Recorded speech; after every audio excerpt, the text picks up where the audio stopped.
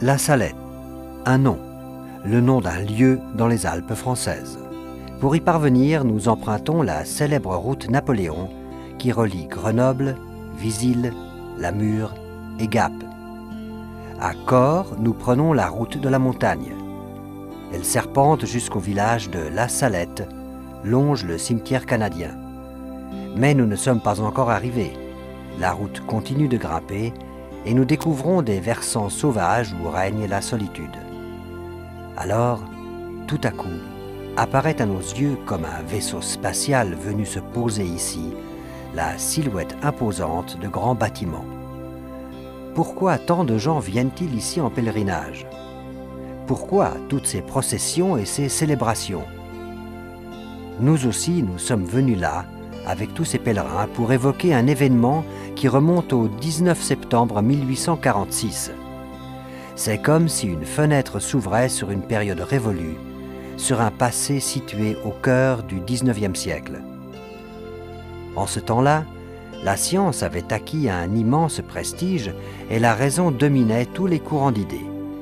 On accordait une confiance absolue à la science, que l'on croyait appelée à élucider entièrement le mystère de ce monde. L'athéisme connaissait un essor considérable. L'invention de la vapeur et de l'électricité révolutionne alors le mode de vie et de travail.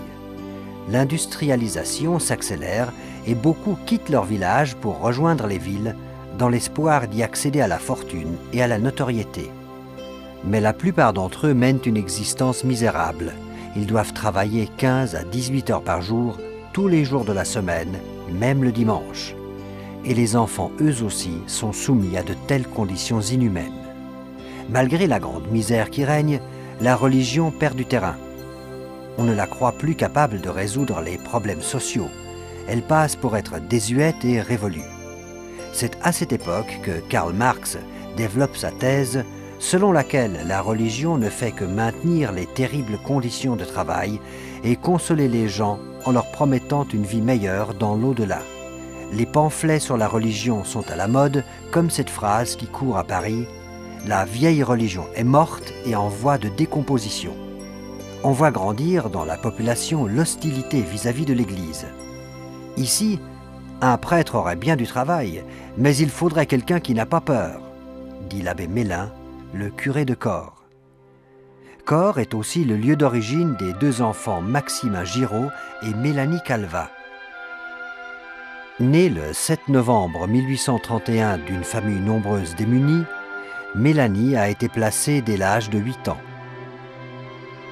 Elle garde les vaches des paysans dans différents villages des alentours et c'est ainsi qu'elle se retrouve à 15 ans chez Jean-Baptiste Prat, aux Ablandins, un des 14 hameaux de la Salette. La triste existence qu'elle a menée jusqu'à présent a rendu la jeune fille timide et peu loquace. C'est ici qu'elle fait la connaissance de Maximin Giraud, berger chez Pierre Selme, voisin des Prats. Maximin, né le 26 août 1836, est orphelin de mère et souffre de ne pas être aimé de sa belle-mère. Son père est charron. Il néglige sa famille et fréquente les bistrots, où il emmène souvent son fils et lui fait boire de l'alcool, au grand amusement des autres clients. Depuis des années, le père ne va plus à la messe. Maximin devient de plus en plus sauvage, traîne un peu partout et doit plus d'une fois mentir pour se sortir de situations embarrassantes. Le soir du 19 septembre 1846, tout le village est dans l'émoi car Maximin et Mélanie, qui reviennent de garder les vaches sur l'alpage, relatent un fait extraordinaire. Mélanie et moi, nous avons vu une belle dame, pleine de lumière, comme un globe de feu. Elle a parlé avec nous un long moment. Après, elle s'est envolée vers le ciel. La cuisine du paysan Prat, chez qui Mélanie travaille, se remplit de monde. Chacun veut écouter ce que les deux enfants ont à raconter. Nous sommes endormis en gardant les vaches. Mélanie s'est réveillée et a crié « Maximin, mes mains, vite, nous devons chercher nos vaches !» Nous avons couru vers la crête. Et là, nous avons vu les vaches qui broutaient paisiblement sur les pentes du Gargas. Alors, nous sommes retournés vers le vallon où nous avions dormi. Là, nous l'avons vue, Mélanie a été la première à la voir et à crier. Mes mains! Viens voir cette lumière! C'était comme une grande lumière qui tombait dans ce vallon, raconte Maximin. Dans sa surprise, Mélanie a laissé tomber son bâton. Garde ton bâton, Mélanie. Je garde le mien aussi. Si elle nous fait quelque chose, je lui en donne un bon coup. Alors là, la lumière est devenue transparente et 2 mains, couvrant le visage d'une belle dame, sont apparues. Puis, on a vu se dessiner de plus en plus clairement les contours d'une femme assise, la tête penchée en avant, comme quelqu'un qui porte un lourd fardeau ou un grand chagrin. La lumière s'est répandue vers le haut. La dame s'est levée, a enlevé les mains du visage, s'est tournée vers les 2 enfants et a dit « Avancez, mes enfants, n'ayez pas peur. Je suis ici pour conter une grande nouvelle. » La voix était douce comme une musique. Toutes nos peurs s'étaient envolées et nous nous sommes dépêchés de descendre la pente vers la belle dame.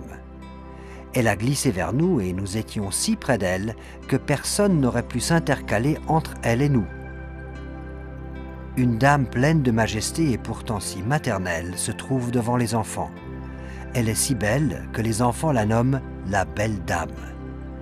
Elle porte un habit blanc étincelant de paillettes et de brillants, un bonnet de forme simple surmonté de belles choses brillantes, et une couronne de roses entoure sa tête comme autour de sa taille et de ses pieds.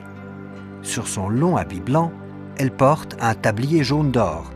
Sur le fichu blanc qui entoure ses épaules repose une lourde chaîne d'or. Une autre chaîne plus petite tient suspendue à son cou une grosse croix entourée d'un marteau et de tenailles. Et au milieu de cette croix, le Christ qui semble vivant. Toute la lumière dans laquelle est plongée l'apparition émane du crucifix. Le visage ovale de la belle dame rayonne de clarté. Et Mélanie raconte aux gens rassemblés dans la cuisine du paysan « J'ai bien vu les larmes qui coulaient et coulaient. » Mais les larmes fondent à la hauteur du crucifix lumineux. La belle dame, toute de lumière, marche sans rien écraser sous ses pieds. Tout en elle étincelle, brille et rayonne. Les enfants restent là, ébahis, et oublient ce qui est autour d'eux. La belle dame enveloppe les 2 enfants d'un regard plein de tendresse maternelle. Puis elle commence à parler. « Si mon peuple ne veut pas se soumettre, je suis forcée de laisser aller le bras de mon fils. Il est si fort et si pesant que je ne puis le maintenir depuis le temps que je souffre pour vous autres. Si je veux que mon fils ne vous abandonne pas, je suis chargée de le prier sans cesse. Et pour vous autres, vous n'en faites pas cas. Vous aurez beau prier, beau faire, jamais vous ne pourrez récompenser la peine que j'ai prise pour vous autres.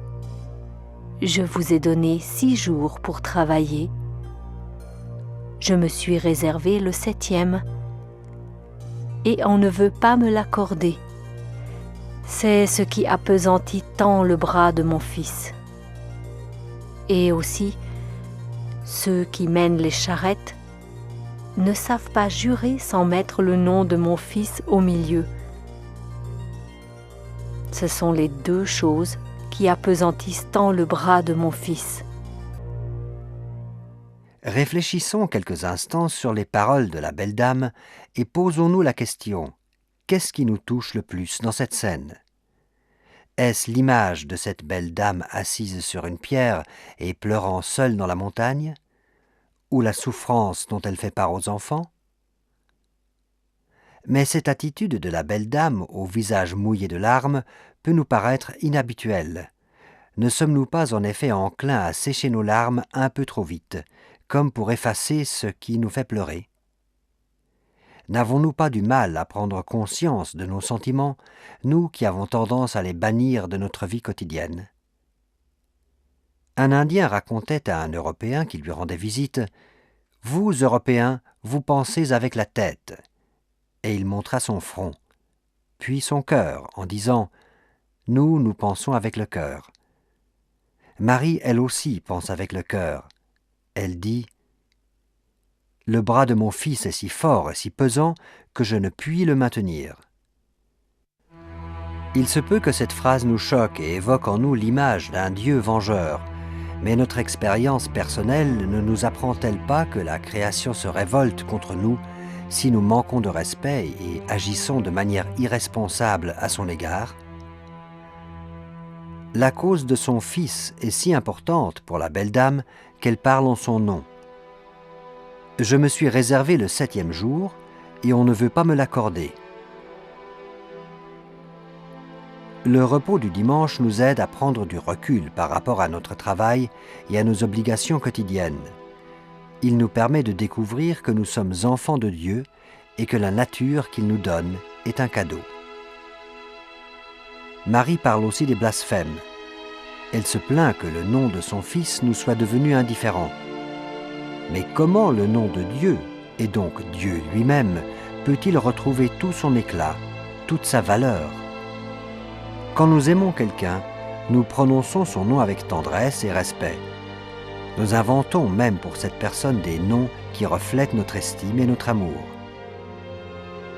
Mais écoutons comment la belle dame poursuit son message. Si la récolte se gâte, ce n'est rien que pour vous autres. Je vous l'ai fait voir l'année passée par les pommes de terre. Vous n'en avez pas fait cas. C'est au contraire. Quand vous trouviez des pommes de terre gâtées, vous juriez, vous mettiez le nom de mon fils au milieu. Elles vont continuer. Et cette année, pour la Noël, il n'y en aura plus. Et dans la cuisine du paysan Prat, Maxima raconte alors « Mélanie ne comprenait pas bien. Elle s'est tournée vers moi. Mais la belle dame a dit « Vous ne comprenez pas, mes enfants. Je m'en vais vous le dire autrement. » Et la belle dame répéta une partie de son message dans le patois du pays, puis elle continua à parler aux enfants. Si vous avez du blé, il ne faut pas le semer. Tout ce que vous sèmerez, les bêtes le mangeront. Et ce qui viendra tombera en poussière quand on le battra. Il viendra une grande famine. Avant que la famine vienne, les petits-enfants au-dessous de 7 ans prendront un tremblement et mourront entre les mains des personnes qui les tiendront. Les autres feront pénitence par la famine. Les noix deviendront vides, les raisins pourriront. S'ils se convertissent, les pierres et les rochers deviendront des monceaux de blé et les pommes de terre seront ensemencées par les terres. La belle dame évoque des catastrophes concrètes d'alors. Mais ne nous ouvre-t-elle pas aussi les yeux sur les dangers de notre vie présente? Sans doute nous parlera-t-elle aujourd'hui des rivières polluées, de Tchernobyl, des ravages du sida, des millions d'enfants réfugiés ou des millions de personnes qui meurent de faim. Elle attirerait aussi certainement notre attention sur les signes de la conversion. Ceux-là peuvent prendre différentes formes. Des ennemis qui se tendent la main ou des peuples en guerre qui s'engagent dans la voie de la réconciliation. Ou encore des gens qui refusent l'indifférence et s'occupent de ceux qui sont malades, seuls, handicapés ou marginaux. La belle dame demande aux 2 enfants. « Faites-vous bien votre prière, mes enfants ?»« Pas guère, Pas madame. guère, madame. » Ah, mes enfants, il faut bien la faire, soir et matin. Ne diriez-vous seulement qu'un autre Père et un Je vous salue? Et quand vous pourriez mieux faire, dites-en davantage. L'été, il ne va que quelques femmes un peu âgées à la messe. Les autres travaillent le dimanche tout l'été. Et l'hiver, quand ils ne savent que faire, ils ne vont à la messe que pour se moquer de la religion. Le carême, ils vont à la boucherie comme les chiens. N'avez-vous point vu de blé gâté, mes enfants? Non, madame. Non, madame. Mais vous, Maximin, mon enfant, vous devez bien en avoir vu une fois au coin avec votre père. Le maître du champ dit à votre père d'aller voir son blé gâté.